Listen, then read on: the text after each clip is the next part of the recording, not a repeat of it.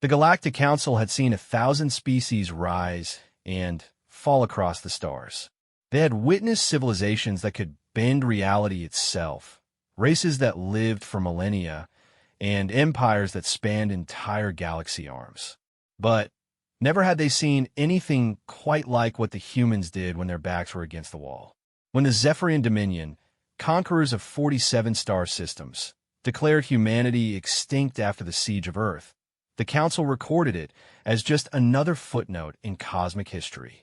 After all, humans were newcomers, barely 3 centuries into space travel with primitive weapons and fragile biology. They had no psychic powers, no natural armor, no extended lifespans. They were, by all galactic standards, unremarkable. But the Council had made one critical error in their assessment. They had never seen what happens when you corner a species that refuses to quit.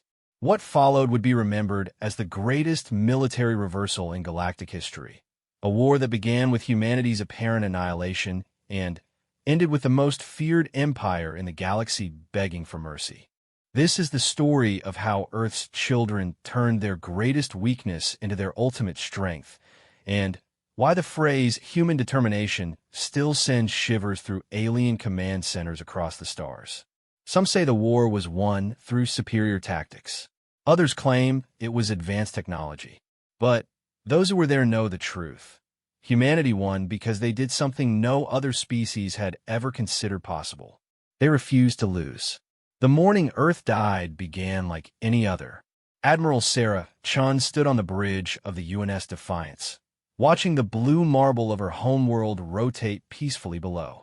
Coffee steamed from her mug, carrying the familiar comfort of Terran beans, a small luxury that reminded her why they fought. In 6 hours, that comfort would become a memory, and Earth would be nothing but ash and radiation. The invasion fleet appeared without warning. One moment, space around Earth contained only the usual traffic of cargo haulers and patrol ships. The next, the void filled with the angular shadows of Zephyrian dreadnoughts, their obsidian hulls reflecting Earth's sunlight like the scales of some cosmic serpent. Sensors counted them as they kept materializing through fold space portals. 50, then 100, then 200 massive warships, each one larger than humanity's biggest battle station. Chen's tactical officer, Lieutenant Morrison, turned from his console with a face gone pale. "Admiral, we're detecting energy signatures consistent with planet crackers. Multiple planet crackers." His voice carried the weight of species extinction. Planet crackers were theoretical weapons to humans, devastating devices that could split worlds apart from their core. The Zephyrians wielded them like humanity used conventional missiles. "How many ships do we have in system?" Chen asked, though she already knew the answer would be inadequate. 37 combat vessels, Admiral. The rest of the fleet is scattered across our colonies." Chen looked at the display, showing their forces against the Zephyrian Armada. It wasn't even a fair fight. It was a slaughter waiting to happen. The Zephyrians had been conquering star systems for 3,000 years, perfecting the art of war against dozens of species. Their technology was centuries ahead of humanity's, their tactics proven against civilizations far older and more advanced than Earth's children. The first salvo from the Zephyrian fleet turned half of humanity's orbital defense platforms into expanding clouds of plasma and debris. The massive magnetic accelerators that had taken decades to build vanished in seconds, their destruction creating artificial auroras as charged particles cascaded through Earth's magnetosphere. "All ships, this is Admiral Chun," she broadcast on the emergency frequency. "Defend Earth at all costs. This is our line in the sand." Even as she spoke, she knew it was hopeless. The Zephyrian ships moved with predatory grace, their energy shields absorbing humanity's most powerful weapons while their return fire carved through human vessels like a hot knife through paper. Captain Rodriguez of the destroyer UNS Gorilla managed to ram his ship into a Zephyrian cruiser, the explosion bright enough to be seen from Earth's surface. It was a heroic gesture that barely scratched the enemy's paint. The cruiser continued its approach, seemingly unbothered by the suicide attack that had cost 30 human lives. Down on Earth's surface, President Martinez watched the battle from the deep bunkers beneath Geneva. The global defense grid was already failing, overwhelmed by weapons that operated on principles human scientists barely understood. Zephyrian disruptor beams punched through the planet's atmosphere like spears, targeting major cities with surgical precision. Initiate Exodus Protocol, Martinez ordered, his voice heavy with the weight of species survival. Across the globe, massive evacuation ships began launching from hidden facilities. These vessels represented humanity's backup plan, a chance for some of their people to survive even if Earth fell. But they were slow, lumbering craft designed for long-distance travel, not combat. As they climbed through Earth's atmosphere, Zephyrian fighters fell upon them like wolves among sheep. The evacuation ship Harmony, carrying 10,000 civilians from the Asian-Pacific region, exploded just as it cleared the stratosphere. The New Amsterdam, loaded with Europe's brightest minds and their families, made it almost to the moon before Zephyrian interceptors caught up. One by one, humanity's escape hopes died in balls of fire against the infinite black. Admiral Chun watched the slaughter from the bridge of the Defiance, her ship now one of only 7 human vessels still fighting. Around Earth, the Zephyrian fleet had arranged itself in a perfect sphere, their planet crackers charging with energy that made space itself ripple. She had seen the intelligence reports on what these weapons could do. They would fire simultaneously into Earth's core, creating a chain reaction that would tear the planet apart from within. Nothing would survive, not the oceans, not the mountains, not even the bacteria in the deepest caves. Admiral, her communications officer called out, "We're receiving a transmission from the Zephyrian flagship." The main screen flickered, revealing the bridge of the enemy vessel. Zephyrians were imposing creatures, tall and ethereal, with crystalline skin that reflected light in prismatic patterns. Their leader stood 7 feet tall, his form wrapped in robes that seemed to be cut from folded space itself. When he spoke, his voice carried the weight of ancient authority. "Human vessels, I am High Commander Vorthe K of the Zephyrian Dominion. Your resistance has been noted and found inadequate. By the laws of conquest, I offer you this single opportunity for surrender. Yield now, and your crews will be granted swift deaths." Chen stepped forward, knowing these might be among the last words ever spoken by a human being. "High Commander, this is Admiral Sarah Chun of the United Nations Fleet. I have a counter-proposal." She paused, meeting the alien's multifaceted gaze. "Go to hell." Vorthe K's expression didn't change, but something that might have been amusement flickered in his crystalline features. "Your species displays courage even in the face of annihilation. This trait has been observed in 17 of the 47 species we have conquered. None of them survived their courage." He gestured with one long-fingered hand. "Commence planetary destruction." The planet crackers fired in perfect synchronization, their beams converging deep within Earth's core. The effect was immediate and catastrophic.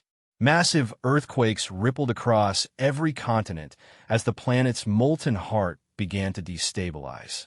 Volcanoes erupted simultaneously along every tectonic boundary, filling the atmosphere with ash and fire.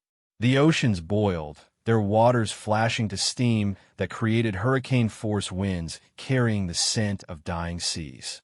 Admiral Chun felt the Defiance shake as Earth's gravitational field began fluctuating. Through the viewports, she could see her homeworld beginning to come apart. Continents cracked like broken eggshells, revealing the hellish glow of exposed magma. The lights of human cities, lights that had shone for thousands of years, winked out one by one as civilization collapsed into chaos. "Admiral," Morrison reported quietly, "long-range sensors show no surviving evacuation ships. The Zephyrians they've destroyed them all." Chen nodded, feeling strangely calm despite witnessing the end of everything she had ever known. Humanity had lasted longer than most species when faced with Zephyrian might. Some civilizations surrendered at first contact rather than endure the slaughter. But courage, as the High Commander had noted, was not enough against overwhelming technological superiority. Earth died exactly 18 minutes after the planet crackers fired. The world that had given birth to Shakespeare and Einstein, to art and music, and the dreams that had carried humanity to the stars, simply came apart. Chunks of continent tumbled through space, trailing atmospheric gases that froze instantly in the void. The moon, Earth's faithful companion for billions of years, found itself orbiting empty space marked only by an expanding field of debris. The Defiance, along with the 6 other surviving human ships, hung motionless in the aftermath. Their crews stared at the place where Earth had been, where their families had lived and died, where their entire history had been written and then erased. Some wept. Others sat in stunned silence. A few laughed with the bitter sound of minds pushed beyond their limits. High Commander Vortha K opened communications one final time. The human homeworld has been eliminated. All resistance has been neutralized. Let this serve as a lesson to any species considering opposition to the Dominion. His image paused, studying the remaining human vessels. Your ships will be destroyed as well, of course. We cannot allow survivors to spread tales of resistance. But Admiral Chun was no longer listening to the Zephyrian commander. She was thinking about something her grandmother had told her years ago, back when she was just a girl learning about Earth's ancient wars. Sometimes, the old woman had said, the strongest weapon isn't what you carry into battle. It's what you refuse to leave behind. Chun activated the ship's quantum entanglement communicator, a device that could send messages instantaneously across any distance. Every human colony, every research station, every ship scattered across 50 light-years would receive her transmission simultaneously.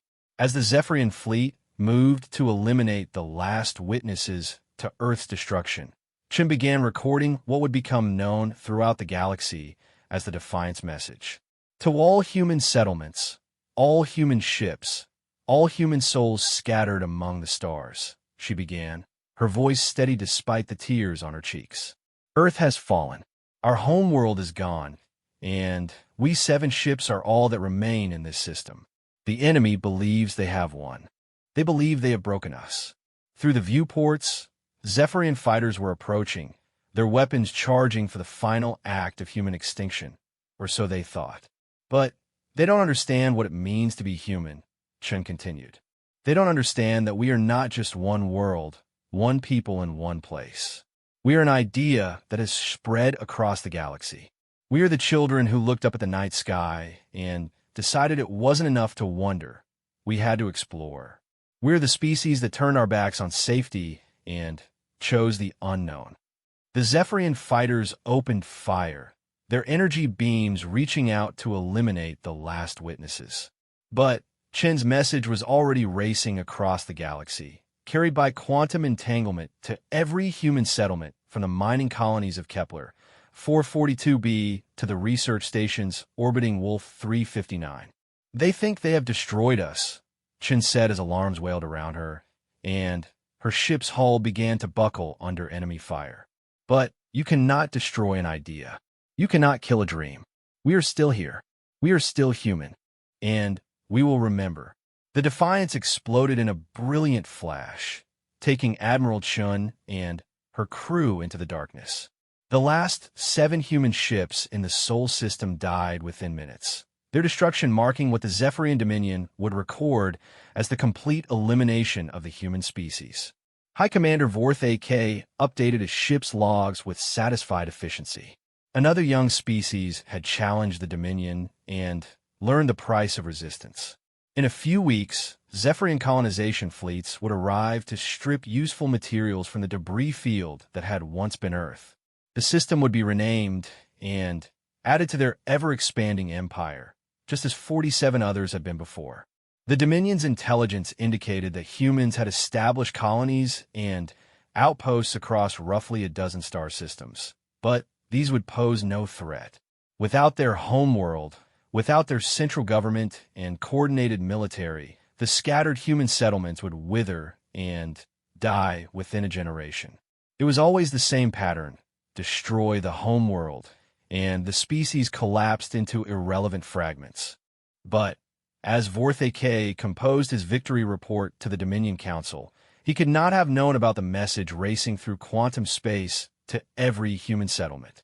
He could not have imagined the fury that was building in mining colonies and farming communities, in research stations and exploration ships scattered across 50 light-years of space. The Zephyrians had studied human military capabilities, human technology, human political structures. They had never studied human nature. In the Centauri system, for light-years from the debris field that had once been Earth, Captain Maria Santos of the colony ship New Horizons received Admiral Chen's final transmission. Around her, 300,000 human colonists stopped their daily work to listen as their homeworld's last words echoed through their settlement. When the message ended, the silence stretched for nearly a full minute. Then, someone began to sing Amazing Grace, the old Earth hymn that had comforted humans through countless sorrows. Other voices joined in, creating a sound that carried across the colony's domes and habitats. It was a song of mourning, but also of defiance. It was a promise that Earth's children would not go gentle into that good night.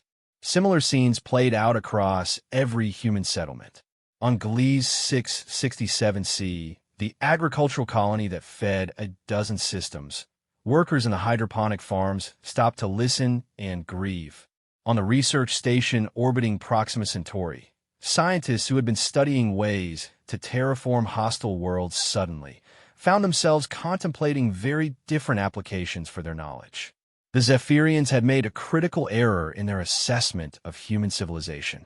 They had assumed that destroying Earth would cripple humanity's ability to wage war, leaving only scattered civilians with no military capacity. But the colonies were not defenseless outposts. They were communities that had spent generations learning to survive in hostile environments, to solve impossible problems, to thrive where other species would have died. And now, united by grief and fury, they began to plan. The war that followed would prove that the Zephyrian Dominion had never faced an enemy quite like humanity. They had conquered species with superior technology, longer lifespans, and greater individual strength. But they had never fought a species that could look at certain annihilation and respond with the simple words that Admiral Chen had spoken in Earth's final moments. We are still here. We are still human. And we will remember. 3 months after Earth died, the Zephyrian Dominion learned their first lesson about underestimating humanity. It came in the form of a mining asteroid that shouldn't have existed, in a star system that was supposed to be empty, carrying a cargo that defied every principle of galactic warfare. Commander Thelvass of the Zephyrian Third Fleet had been conducting routine patrol sweeps of the outer territories, mapping the scattered human settlements for future cleansing operations. According to their intelligence, humans had established minor colonies on 12 worlds, primitive outposts that would collapse within the year once their supply lines were cut. It was standard procedure. After destroying a species' homeworld, the Dominion would methodically hunt down the remnants to prevent any possibility of resurgence. But the asteroid his sensors detected in the Kepler 442 system was moving in ways that natural rocks simply didn't move. It was accelerating against the star's gravitational pull, following a trajectory that would bring it dangerously close to the Zephyrian patrol fleet. Battle stations, Thelvass ordered, though he couldn't imagine what threat a single space rock might pose to his 3 heavy cruisers.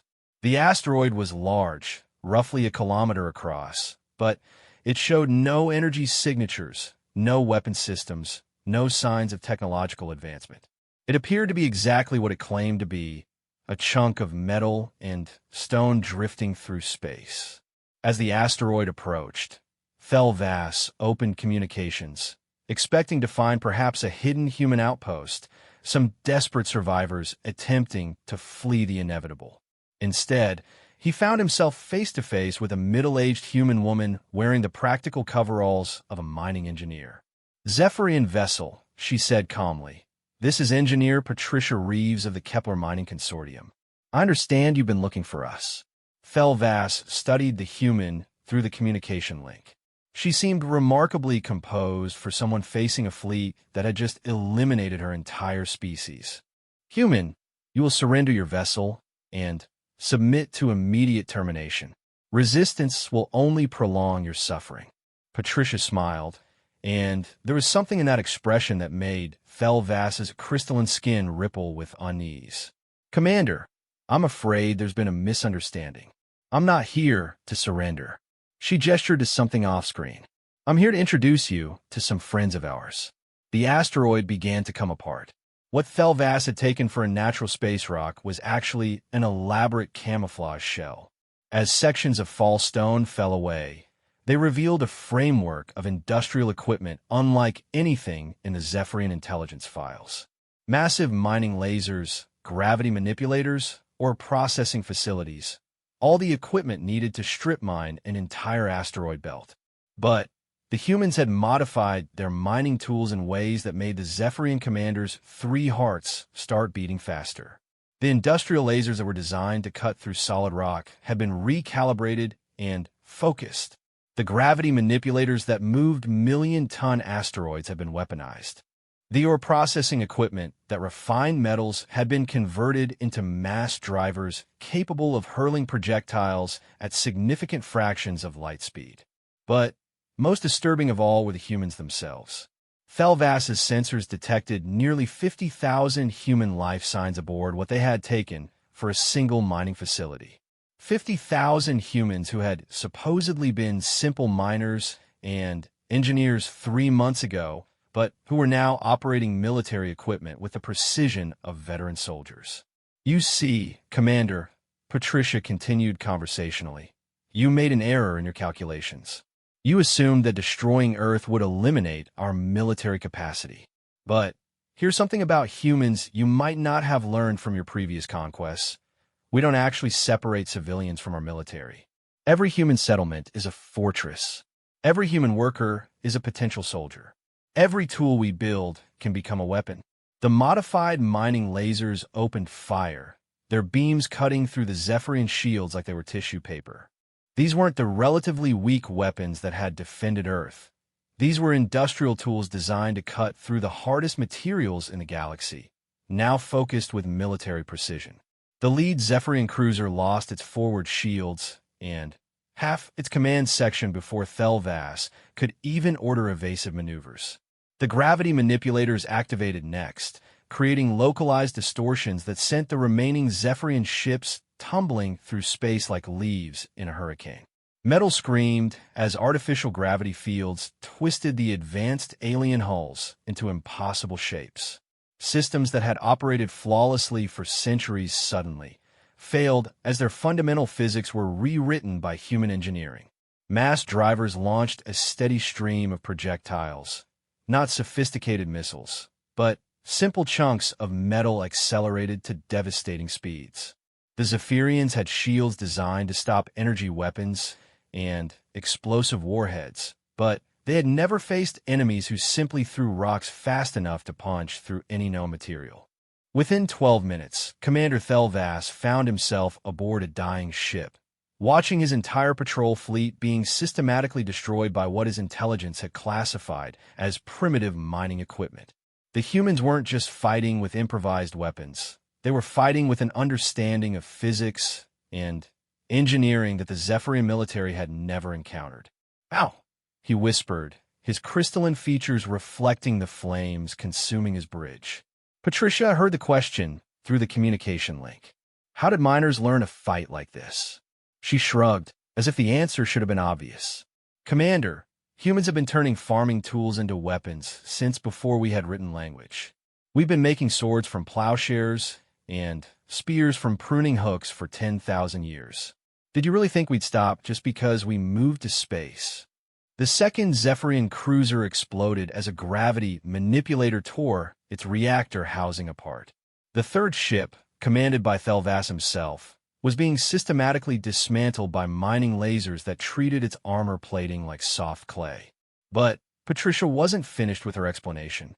You studied our military, our ships, our tactics. But you never studied our miners, our farmers, our engineers. You never learned that the people who built our colonies, who turned barren worlds into gardens, who carved civilization out of the hostile void, those people aren't helpless civilians. They're the ones who taught our military how to fight. Across the Kepler system, other asteroids began revealing their true nature. What the Zephyrians had cataloged as natural debris fields were actually hidden shipyards, manufacturing facilities, and weapons platforms. The humans had spent 3 months converting their entire mining infrastructure into a war machine, using techniques and technologies that no military academy in the galaxy had ever considered. On the agricultural world of Kepler 442b, farmers were loading their orbital cargo lifters with projectiles made from compressed agricultural waste. The same systems that had been designed to send food shipments to other colonies were now launching biological warfare weapons. Not diseases or toxins, but simple Earth organisms that would prove catastrophically incompatible with Zephyrian biology. The Proxima Centauri Research Station had become a weapons development facility where scientists who had been studying stellar phenomena were now creating devices that could weaponize solar radiation itself. Their deep space telescopes had been converted into targeting systems that could track enemy ships across light years of distance. Their particle accelerators, originally built for physics experiments, now produced ammunition that could punch holes through anything the Zephyrians could build. But, perhaps most importantly, the human colonies had become interconnected in ways that the Zephyrian intelligence network had never detected. The quantum communication systems that had carried Admiral Chen's final message weren't just emergency broadcasts. They were part of a coordination network that allowed human settlements across 50 light years to plan and execute military operations as if they were all stationed in the same system. Commander Thelvas realized this as his ship's final systems failed around him. The attack on his patrol fleet hadn't been an isolated incident. It had been a coordinated test of human capabilities. Even as his vessel died, he could see the tactical implications spreading across his display. Every human settlement was now a potential military base. Every civilian facility was a hidden weapon. Every cargo transport could be carrying anything from simple trade goods to planet-killing devices. "Patricia," he called out as his ship's life support began to fail, "your species has been declared extinct. The Dominion will send fleets to destroy every human settlement in the galaxy. You cannot hide forever." The human engineer's smile was sad but determined. "Commander, you're still not understanding the situation. We're not hiding. We're preparing." She gestured again, and Thelvas's dying sensors detected something that made his blood run cold. Ships, dozens of them, rising from concealed positions throughout the asteroid field.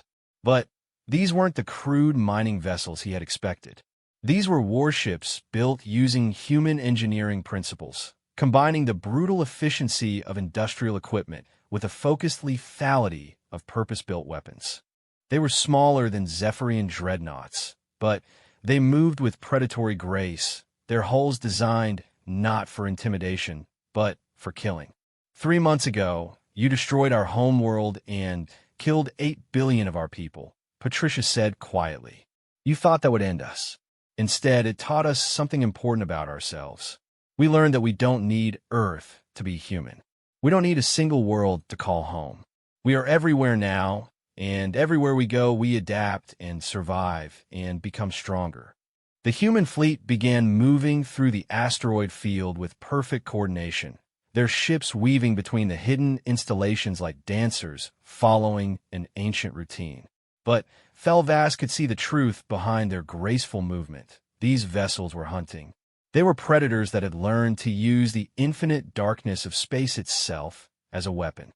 We also learned something about you, Patricia continued. We studied the 47 species you conquered before us. We analyzed their mistakes, their weaknesses, their failures. And we discovered your pattern, Commander. You rely on overwhelming technological superiority and the shock of sudden annihilation to break your enemy's will to fight. One of the human warships glided past Thelvas's crippled cruiser, its weapons powered down in a gesture that somehow felt more threatening than open aggression. Through his failing sensors, He could see the ship's hull markings, UHS Revenge, followed by coordinates that took him a moment to recognize. They were the location where Earth had died. But humans don't break, Patricia said. We bend, we adapt, we learn, we change. And then we come back stronger than before. You wanted to know how miners learn to fight like soldiers? It's because we've been fighting like soldiers all along, fighting hostile environments, fighting impossible odds, fighting the universe itself every day just to stay alive. Thelvass's ship finally succumbed to the damage, its power systems failing one by one. As emergency lighting cast strange shadows across the dying bridge, he found himself thinking about the intelligence reports that had classified humanity as a minor technological threat. Those reports had focused on human weapons, human ships, human military doctrine. They had completely missed the possibility that humans might not fight like any other species the Dominion had faced. Commander, Patricia's voice came through the darkness. I want you to carry a message back to your people. Tell them that the war they started is far from over. Tell them that every human settlement they think they've located has become a fortress. Tell them that every human ship they think they've tracked has become a weapon. Tell them that the species they thought they'd exterminated has become something they've never faced before. The rescue beacon from Thelvass's ship activated automatically, sending a distress signal that would bring Zephyrian reinforcements within days. But as he waited in the dying darkness for rescue that might not come, he found himself wondering if reinforcements would be enough. The humans had turned their entire civilization into a weapon, and they were spreading across the galaxy like a virus that made everything it touched more dangerous. Patricia's final words echoed through his mind as consciousness faded. Tell your high command that humanity sends its regards, and tell them that this time we're coming for them. When Zephyrian rescue ships arrived at the Kepler system 36 hours later, they found only debris and empty space. Commander Thelvass was recovered from his ship's emergency pod, along with the other survivors of his fleet, perhaps 200 Zephyrians out of the 12,000 who had been aboard the patrol ships. The human mining facility was gone, leaving only scattered chunks of processed or that could have been natural asteroid debris. But the rescue fleet's sensors detected something else in the aftermath. Drive signatures from at least 40 human vessels, all heading in different directions, all disappearing into the infinite darkness between stars. The humans weren't retreating or hiding. They were spreading out, carrying their new military knowledge to every corner of human space. High Commander Vorthike received Thelvass's report with growing unease. The human resistance was not collapsing as predicted. Instead, it was evolving, adapting, becoming something that the Dominion's military doctrine had never anticipated. Worse, the humans seemed to be learning from each encounter, studying Zephyrian tactics and technology with an analytical precision that was distinctly unsettling. Double the patrols in all human-inhabited systems, Vorthake ordered. Increase surveillance and prepare for immediate sterilization of any world showing signs of military activity. But even as he gave the orders, Vorthake found himself wondering about Patricia Reeves' final message. The humans claimed they were preparing for something. The question that haunted his dreams was simple. Preparing for what? The answer would come sooner than he expected, and it would change everything the Zephyrian Dominion thought they knew about war. 6 months after Earth's death, the Zephyrian Dominion lost an entire battle fleet to what their computers insisted was impossible. A coordinated attack launched simultaneously across 17 star systems by an enemy that supposedly no longer existed. High Commander Vorthake stood in the primary command center of Dominion Central, staring at tactical displays that told a story his 3,000-year military experience refused to accept. Red icons marked the locations of destroyed Zephyrian vessels, scattered across 47 light-years of space like drops of blood on a star chart. Each red icon represented not just a ship, but hundreds of Zephyrian lives and centuries of technological advancement reduced to expanding clouds of radioactive debris. Explain to me again how this happened, Vorth said quietly, his crystalline voice carrying undertones that made his subordinates flinch. Around the command center, Zephyrian officers worked frantically to process the incoming reports, their prismatic features reflecting the ominous red glow of the tactical displays. Admiral Kethmore, commander of the Fourth Fleet, spoke from his flagship in the Vega system where the attacks had begun.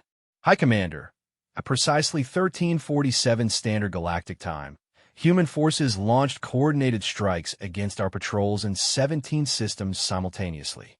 The attacks were perfectly synchronized despite the fact that the systems are separated by distances that should make real-time coordination impossible.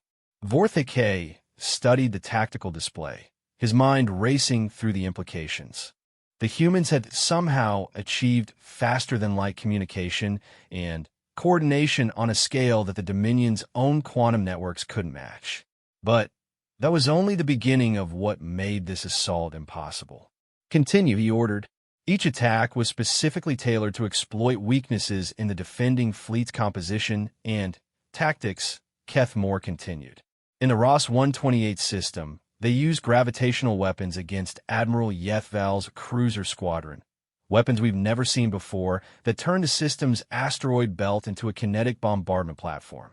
In Wolf 359, they deployed what can only be described as weaponized terraforming equipment that somehow converted our ship's atmosphere into a corrosive agent. The reports continued, each one describing attacks that defied conventional military logic. Human forces had used agricultural satellites to deliver biological agents that specifically targeted Zephyrian neural systems.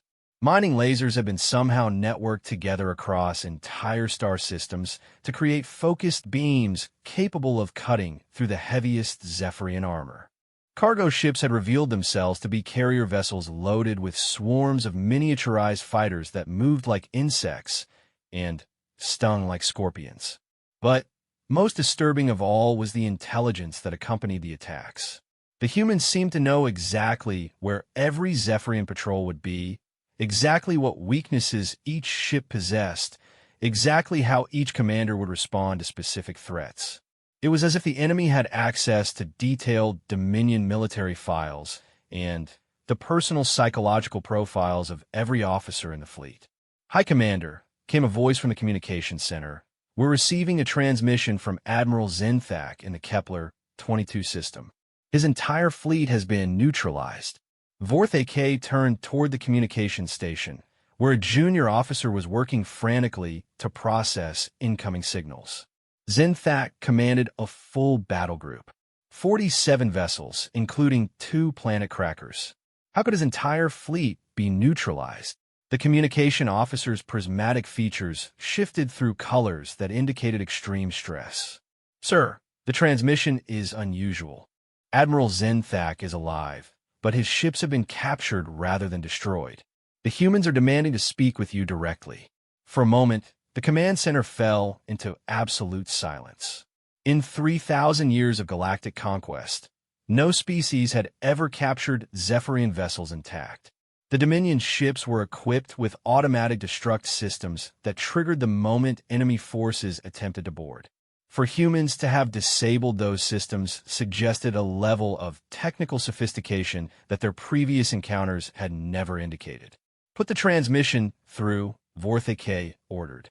The main display flickered, revealing the bridge of Admiral Zenthak's flagship. But the Zephyrian commander was no longer in control of his vessel. Instead, a human male stood behind the command chair, his hand resting casually on what appeared to be a standard Zephyrian control interface. The human looked to be middle-aged, with the practical bearing of someone accustomed to solving complex problems under pressure. High Commander Vorthik, the human said with formal politeness, "My name is Dr. Marcus Chun, Director of the Colonial Defense Initiative. I believe you knew my wife." Vorthik's features shifted as he processed the name. Admiral Sarah Chun had been the human commander who died defending Earth, the one who had sent the defiant message that had somehow reached every human settlement in the galaxy. "Dr. Chun, you have my condolences on your loss. Marcus Chin nodded gravely. Thank you, Commander. Sarah died believing that humanity could survive the destruction of our homeworld. I'm here to prove she was right. He gestured to the captured bridge around him. But first, I wanted to discuss the terms of Admiral Zenthak's release. You wish to negotiate an exchange? Vorth AK asked, though he was more interested in understanding how the humans had accomplished the impossible. Behind Dr. Chun, he could see Zephyrian crew members working at their stations, apparently unharmed but clearly under human control. Not exactly, Chun replied. I want to offer you a choice. The same choice you offered Admiral Sarah before you destroyed Earth. The difference is that this time, you're the one whose back is against the wall. Vorth AK felt a chill that had nothing to do with the command center's temperature. Explain. DR. Chun touched the Zephyrian control interface, and the display changed to show a tactical overview of the local star system. What Vorth AK saw there made his 3 hearts stop beating for a moment. The space around Admiral Zenthak's captured fleet was filled with human vessels, not dozens, but hundreds of ships that had somehow remained hidden until this moment.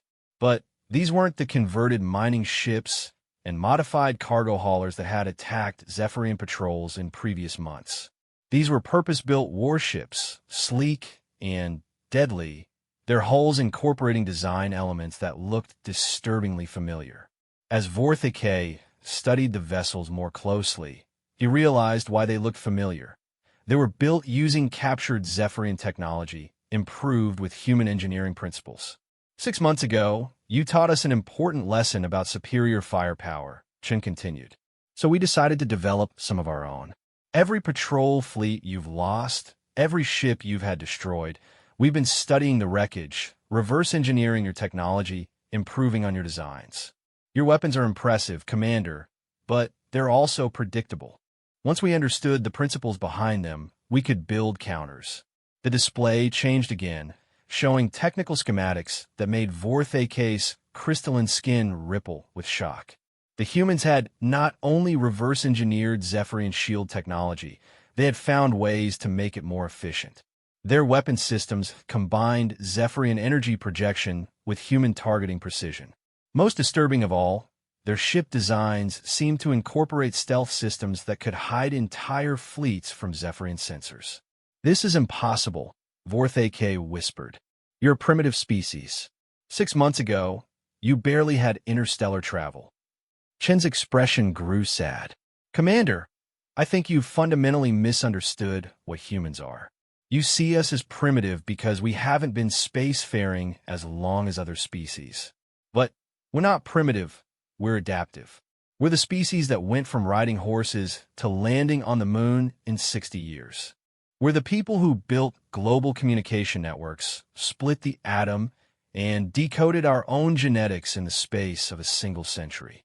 He gestured to the bridge around him, where human technicians were now working alongside Zephyrian crew members.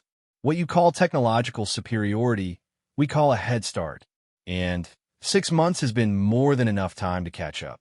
Vorth AK found himself studying the details of the human modifications to Zephyrian technology. The improvements were elegant, efficient, and utterly ruthless in their effectiveness. Weapons that had been designed to overwhelm through raw power had been refined for precision and efficiency. Shields that had relied on brute force energy projection had been enhanced with adaptive algorithms that learned from each attack. What do you want? He asked finally. What I want is for this war to end, Chin replied. But not through surrender or negotiation. I want it to end because you realize that you cannot win. The display changed once more, showing star charts that covered the entire local galactic region. Human settlements were marked in blue, and Vorth AK was disturbed to realize there were far more of them than Dominion intelligence had detected. Here's what you haven't understood about human expansion, Chun continued. We don't just colonize habitable worlds. We colonize everything. Asteroid belts, gas giant moons, the empty space between stars. We build habitats in places where other species couldn't survive for a day. Every human settlement you've cataloged represents maybe 10% of our actual presence in that system. The star chart zoomed in on individual systems, revealing the full extent of human infrastructure. Asteroid mining operations that doubled as shipyards, agricultural stations that served as supply depots, research facilities that had become weapons development centers. Each system contained not one or two human installations, but dozens, all connected by communication networks that allowed real-time coordination across impossible distances. "We've been preparing for this war for 6 months, Chen said. Not just building weapons or training soldiers, but fundamentally restructuring our entire civilization for a single purpose: the complete elimination of the Zephyrian Dominion as a threat to human survival." Vorthicay stared at the displays, his mind racing through tactical implications that grew worse with each passing second.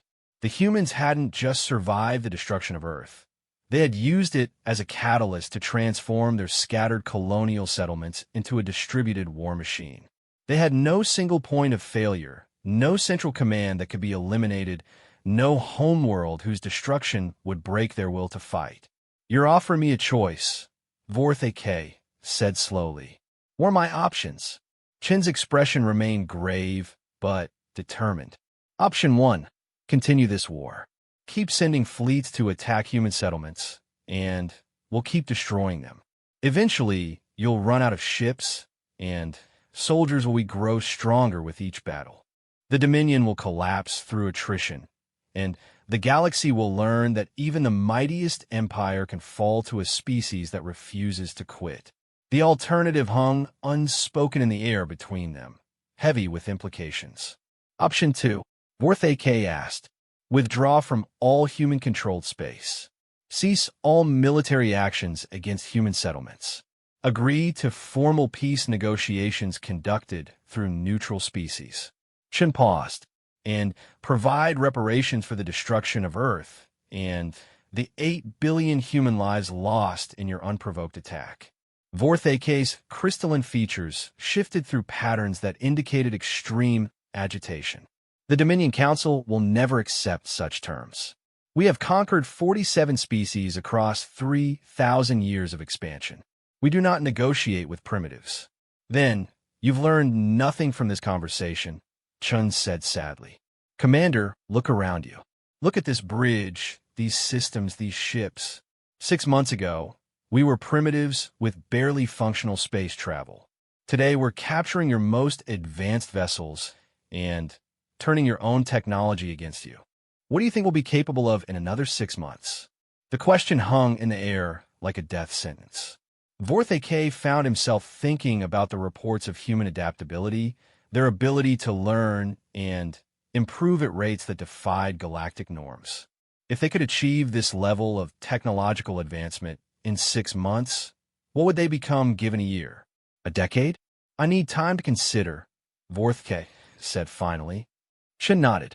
"Of course, Admiral Zenthak and his crews will be treated according to the galactic conventions of war. They'll be returned unharmed once you've made your decision." He paused, his expression growing harder. "But understand, Commander, that this offer has an expiration date. Every day you delay, more human fleets come online. Every week you hesitate, our technology improves. The terms I'm offering today will not be available indefinitely." The transmission ended, leaving Vorthicay alone with tactical displays that painted a picture of impossible human capabilities. Around him, his staff worked frantically to process the implications of what they had witnessed. The humans had not just survived the Dominion's first strike. They had used it to become something far more dangerous than they had ever been before.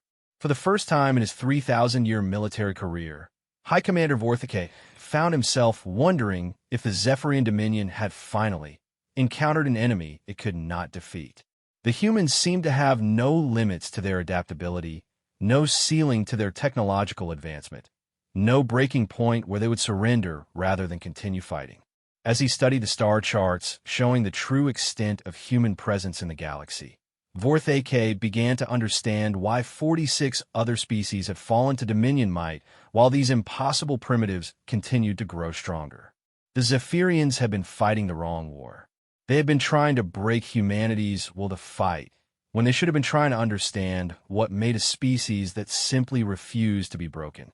The answer to that question would determine whether the Zephyrian Dominion would survive the next phase of humanity's evolution from scattered refugees to galactic power. And based on what he had seen today, Vorth AK was no longer confident that survival was even possible. 1 year after Earth's death, the Zephyrian Dominion surrendered to humanity in a ceremony aboard a captured dreadnought orbiting the ruins of their oldest colony world. But the human victory came with a price that would reshape the galaxy in ways no one had anticipated. Dr. Marcus Chun stood in the observation deck of the UHS Sarah's Dream, watching as Zephyrian evacuation ships lifted off from the planet below.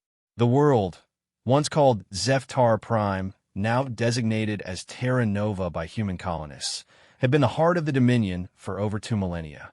Its crystalline cities had housed billions of Zephyrians. Its orbital shipyards had built the fleets that conquered 47 species. Its academies had trained the commanders who had once seemed invincible. Now, it was empty except for the human archaeological teams cataloging what remained and the engineering crews preparing the planet for its new inhabitants. "It's strange, isn't it?" said Captain Elena Rodriguez, the military liaison who had become Chen's closest advisor during the final months of the war. 6 months ago, they were offering us the choice between surrender and destruction. Today, we're offering them safe passage to their remaining worlds. Chen nodded, his eyes tracking the departure of another evacuation transport. Each ship carried thousands of Zephyrian civilians, families who had lived their entire lives believing their species was destined to rule the galaxy, now fleeing to marginal worlds on the outer rim of what had once been their mighty empire. "The Dominion Council still doesn't understand what happened to them," Chen said quietly. "They keep asking how we developed superior technology so quickly. They want to know what secret weapons we deployed, what hidden alliances we formed, what ancient artifacts we discovered that gave us an advantage." Rodriguez smiled grimly. "And you keep telling them the truth, that we just refuse to lose." Chen sighed. "It's the one answer they can't accept because it implies that any species could have done the same thing.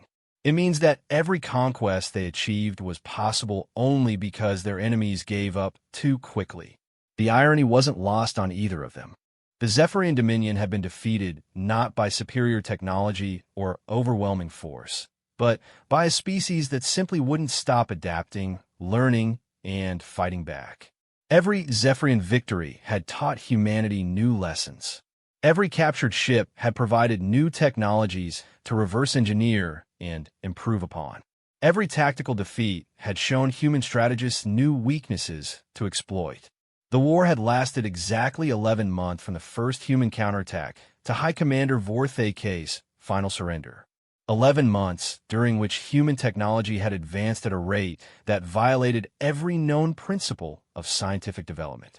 11 months during which scattered colonial settlements had transformed into an industrial war machine capable of building fleets that made Zephyrian dreadnoughts look primitive by comparison.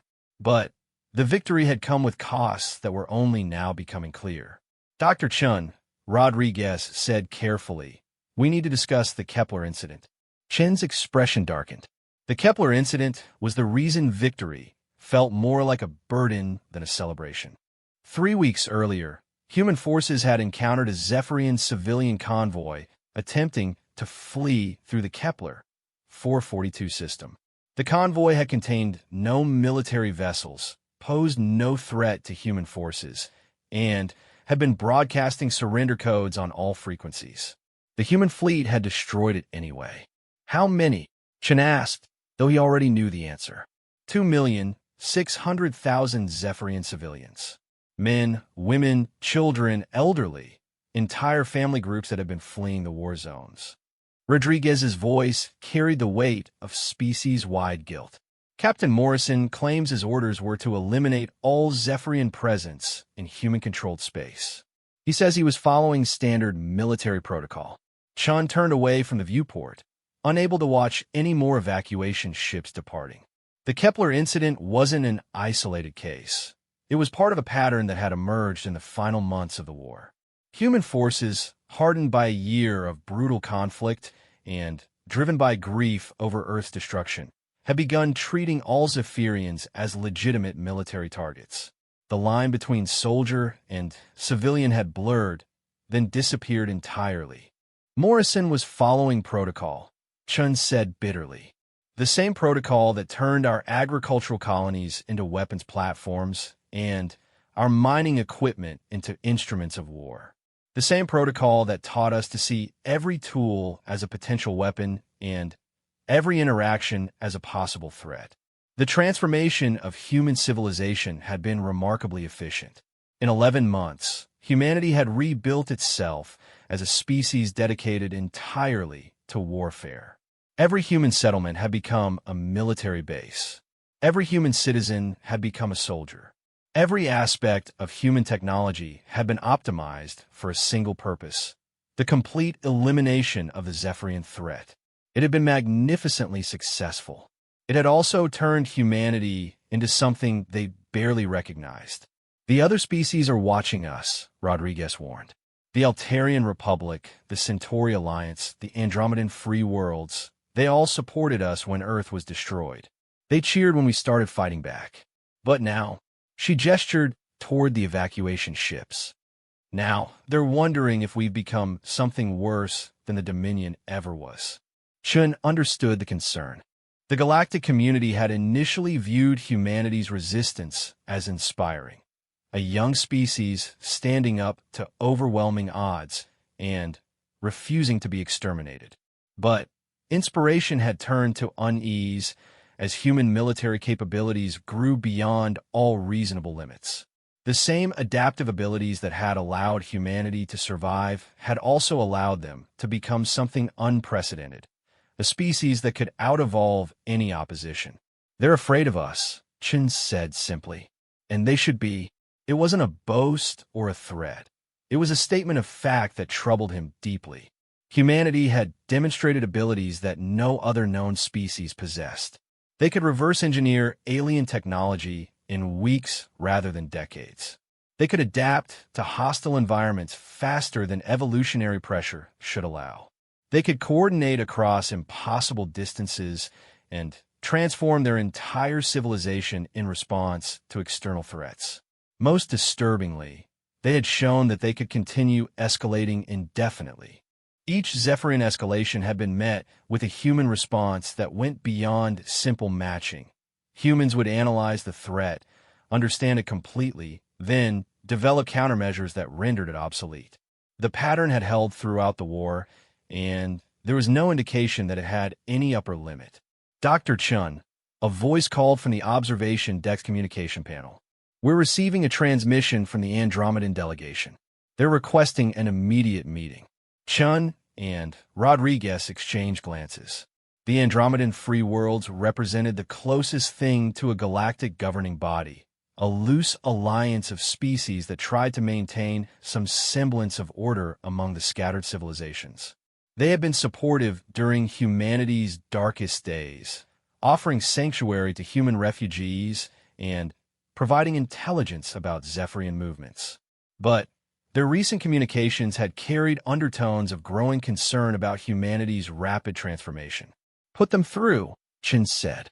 The observation deck's main display activated, revealing the familiar form of Ambassador HFY, an Andromedan whose crystalline features bore a superficial resemblance to Zephyrians, but whose demeanor was far more diplomatic.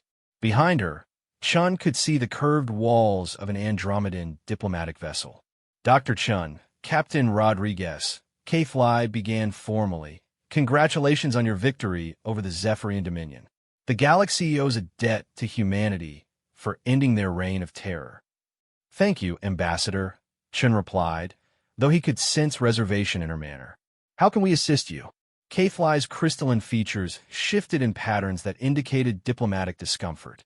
Dr. Chun, the Free Worlds Council has been monitoring human expansion since the war's end. We have concerns about the rate at which your species is establishing new settlements. Chun frowned. Ambassador, we're simply reclaiming worlds that were depopulated during the Zephyrian attacks. Most of these systems already had human colonial claims. That's not entirely accurate, HFY said carefully. Human settlements have been established in 17 systems that were previously inhabited by other species.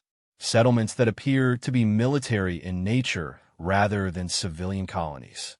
Rodriguez stepped forward. Ambassador, those systems were abandoned during the Zephyrian advance.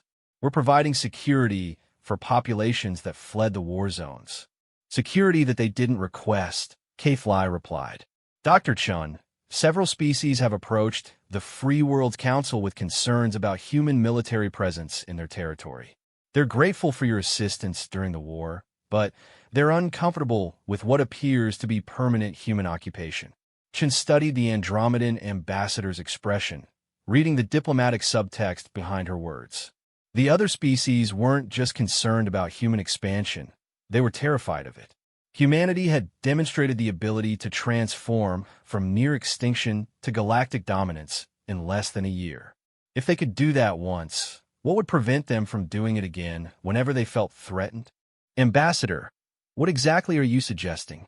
HFY's features shifted through patterns that indicated extreme diplomatic delicacy. The Free World Council believes it would be beneficial for galactic stability if humanity were to moderate its expansion activities.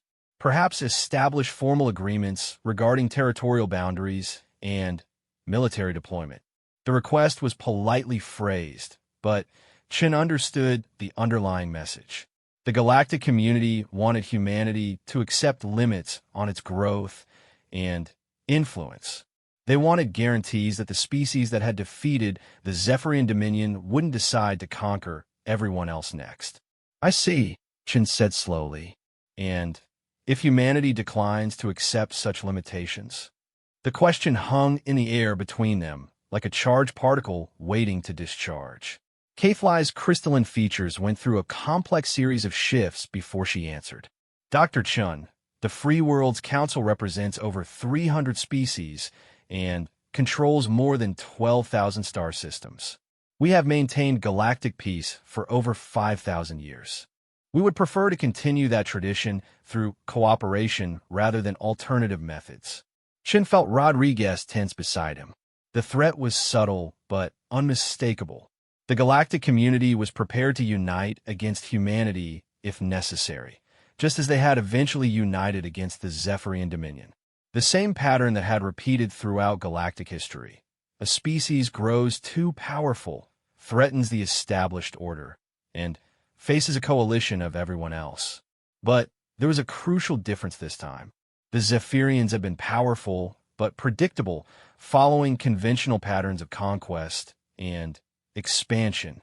Humanity had proven to be something else entirely, a species that could adapt and evolve faster than any opposition could respond. Ambassador, Chun said carefully, I appreciate the Council's concerns, but I think you may be misunderstanding our intentions. Humanity isn't interested in conquest or expansion for its own sake. We're interested in survival. Survival? HFY asked. 6 months ago, we learned that any species in this galaxy can be exterminated without warning by enemies with superior technology. We learned that political treaties, diplomatic immunity, and galactic law mean nothing when faced with overwhelming force. Chun gestured toward the evacuation ships, still departing from the planet below. We're not expanding because we want to rule the galaxy. We're expanding because we refuse to be caught defenseless again. The admission carried implications that made HFY's features shift through worried patterns. Humanity wasn't following a conventional expansion model based on resource acquisition or territorial control. They were following a survival model that treated any potential threat as an existential danger requiring immediate countermeasures. Dr. Chun, surely you understand that such an approach creates instability for everyone. If humanity continues expanding in response to perceived threats, other species will inevitably feel threatened and respond accordingly. The cycle could escalate indefinitely. Chin nodded grimly. You're describing the security dilemma, Ambassador. It's an ancient problem in political science. One party's defensive measures appear threatening to others, who respond with their own defensive measures, creating a spiral of increasing tension and militarization. Exactly. So you understand why the Council believes formal limitations would benefit everyone. I understand the theory, Chen said. But here's the problem. The solution to the security dilemma requires mutual trust and verifiable agreements. After what the Zephyrians did to Earth, humanity's capacity for trust has been significantly impaired. Rodriguez stepped forward again. Ambassador, what guarantees can the Free Worlds Council provide that no other species will attempt what the Zephyrians attempted? What mechanisms exist to prevent another genocide? HFY's features shifted through patterns that indicated growing discomfort. The Council maintains peace through diplomatic pressure and economic sanctions. Military intervention is used only as a last resort. Diplomatic pressure and economic sanctions, Chen repeated. The same tools that were completely ineffective against the Zephyrian Dominion. The same mechanisms that failed to protect 47 species over 3,000 years. The silence that followed was heavy with uncomfortable truths. The galactic community's peacekeeping mechanisms had never been designed to handle species like the Zephyrians or like humanity.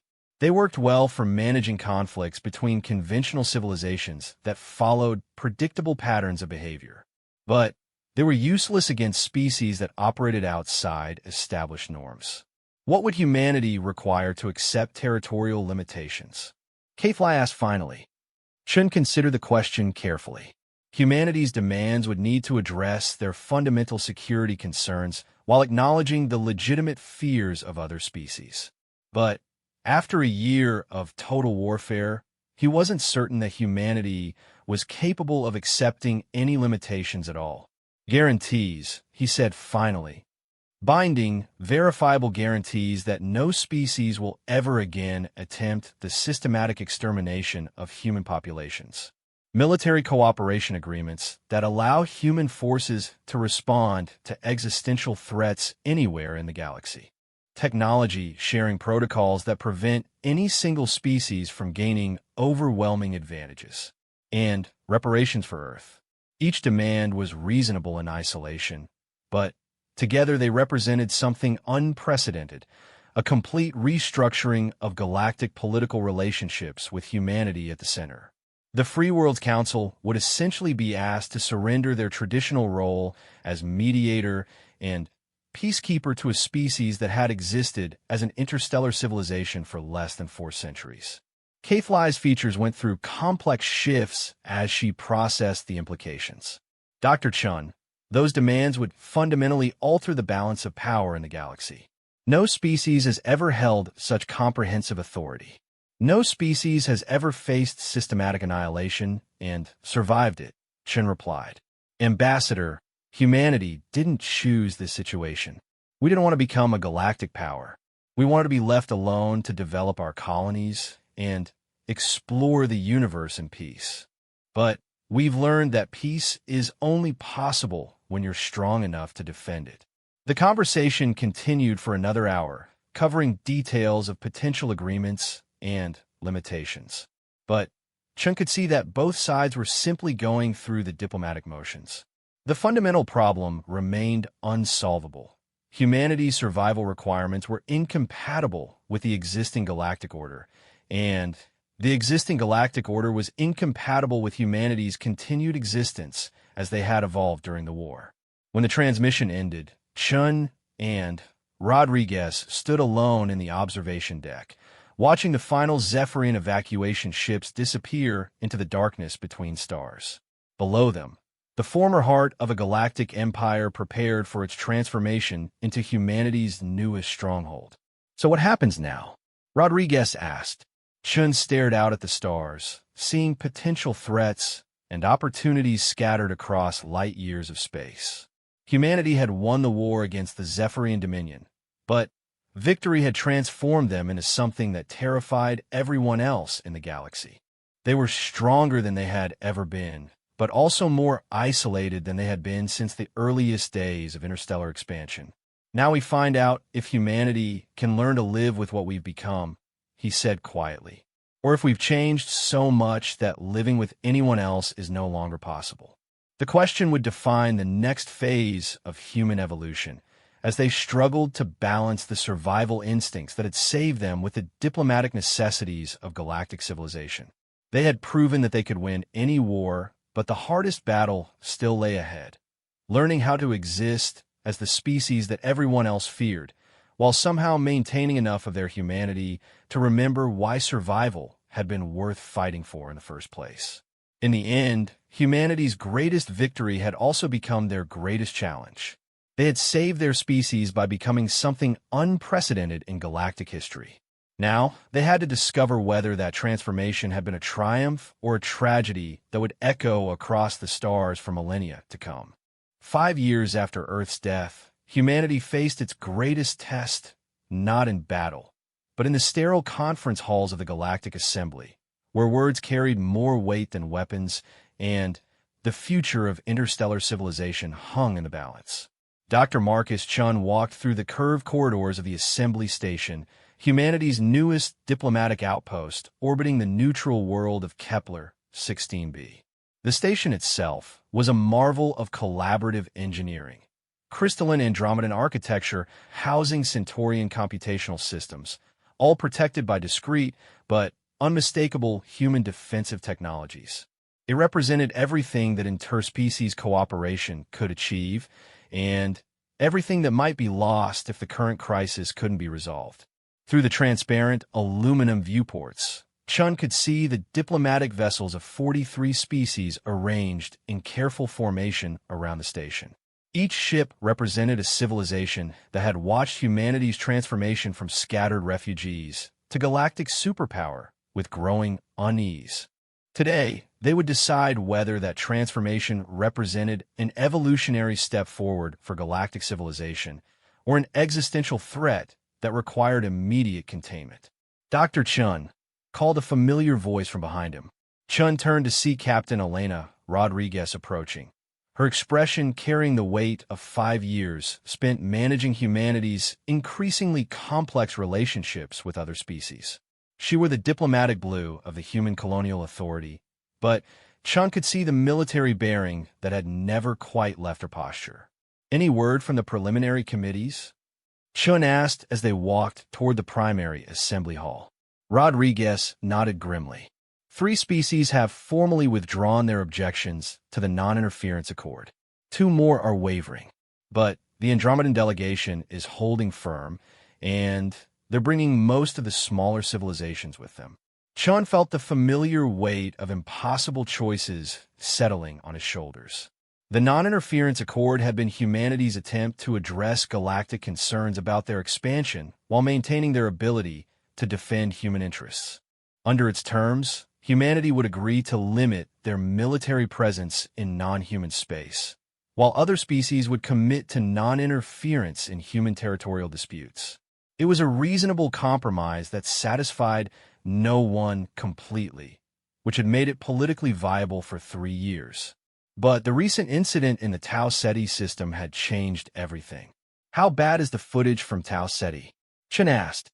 "Bad enough that even our allies are questioning whether the accord can work," Rodriguez admitted. "The Vegan Agricultural Collective is calling it proof that humanity can't be trusted to honor territorial agreements. The Proxima Defense League is using it as evidence that we're planning systematic expansion into their space." Chun had seen the footage himself, and it haunted his dreams. A human exploration vessel had encountered a distress signal from a vegan colony ship experiencing critical system failures. Following standard humanitarian protocols, the human captain had rendered assistance, helping to evacuate 17,000 vegan civilians to safety. But the rescue operation had involved deploying human military vessels into vegan territorial space without prior authorization. Worse, the human ships had used advanced defensive technologies that the Vegas hadn't known humanity possessed. The footage showed human vessels casually neutralizing environmental hazards that would have destroyed entire vegan fleets, displaying capabilities that made their previous military demonstrations look primitive by comparison. "They're not wrong to be concerned," Chun said quietly. "Every time we think we've shown them the full extent of human capabilities, we demonstrate something new." From their perspective, it must look like we're deliberately concealing the true scope of our technological advancement.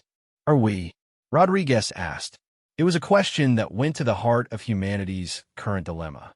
The truth was that human technology continued advancing at rates that violated every known principle of scientific development. 5 years after the war with the Zephyrian Dominion, human engineers were routinely building devices that their own scientists couldn't fully explain. Each challenge they faced seemed to trigger new breakthroughs, new innovations, new capabilities that pushed the boundaries of what their species could achieve. We're not deliberately concealing anything, Chen said. But we're not actively sharing everything either. After what happened to Earth, the colonial authority decided that humanity needed to maintain technological advantages as insurance against future threats. Insurance that looks like preparation for conquest to everyone else. They entered the primary assembly hall, a vast spherical chamber where representatives of 43 species sat in carefully arranged sections according to diplomatic protocol. The human delegation occupied a small area near the center, reflecting their recent arrival on the galactic stage. But Chen noticed that the other delegations had positioned themselves to maintain clear lines of sight to the human section while keeping maximum distance. Ambassador HFY of the Andromedan Free Worlds stood at the central podium, her crystalline features reflecting the soft lighting and patterns that conveyed diplomatic formality. Around her, holographic displays showed star charts, population statistics, and military deployment data that told the story of 5 years of uneasy peace. Fellow sapients, HFY began, her voice carrying across the chamber with perfect acoustic clarity. We gather today to address a situation that threatens the stability of our galactic community. The question before us is simple. Can humanity be trusted to honor the principles of mutual cooperation and territorial sovereignty that have maintained peace for 5 millennia? Shun listened as she outlined the case against humanity, presenting evidence of human expansion that went beyond the terms of existing agreements. Human settlements in supposedly neutral zones. Human ships operating in territorial space without authorization. Human technologies that appeared overnight without explanation or external verification. Each accusation was factually accurate, but stripped of context that might explain humanity's actions. The settlements in neutral zones were refugee communities fleeing persecution in other systems. The unauthorized ship movements were humanitarian missions or responses to distress calls. The unexplained technologies were defensive innovations driven by the same survival instincts that had allowed humanity to survive Zephyrian genocide. But Chen understood why the explanations didn't matter to the other species. From their perspective, humanity had demonstrated a pattern of behavior that looked identical to the early phases of Zephyrian expansion. A species with advanced technology was gradually extending its influence while claiming peaceful intentions. The fact that human motives were genuinely defensive didn't change the objective threat they represented. The Andromedan delegation, HFY, continued, proposes a formal revision of the Non-Interference Accord. Under the revised terms, humanity would accept comprehensive oversight of their territorial expansion, technology development, and military deployment. In exchange, the galactic community would provide formal security guarantees against any threats to human populations. The proposal was elegant in its simplicity. Humanity would surrender their independence in exchange for protection. They would become a protectorate of the galactic community, subject to external oversight, but guaranteed survival. It was exactly the kind of reasonable compromise that had maintained galactic peace for thousands of years. It was also completely unacceptable to a species that had learned to trust only their own strength. Chen rose when Ambassador HFY recognized the human delegation, feeling the weight of 42 other species' attention focusing on him. In this chamber, his words would determine whether humanity found a path to peaceful coexistence with their galactic neighbors, or whether they faced another war against overwhelming odds. Honored Ambassador, fellow sapients, he began, using the formal address that diplomatic protocol required. humanity appreciates the concerns that have been raised regarding our territorial expansion and technological development.